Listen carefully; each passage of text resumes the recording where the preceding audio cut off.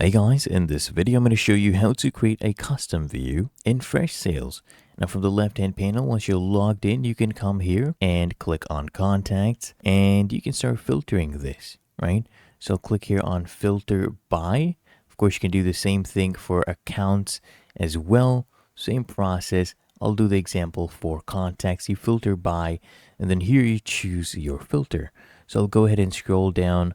Let's do deal stage, okay?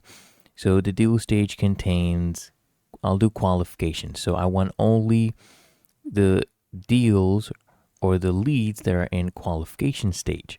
So I'll toggle this one, the checkbox, then I'll click here on apply. Okay, now as you can see, it has filtered this.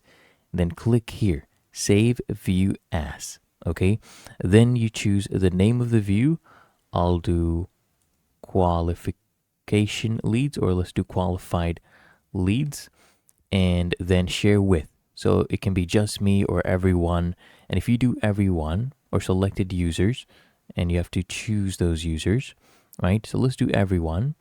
And you can choose it to be either can view and edit or just can view, right? Depending on what you want. And then you can also toggle this one if you want to prevent recipients from sharing this view with others, okay?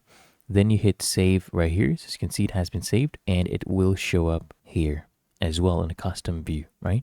And that is how to create a custom view in Freshsales.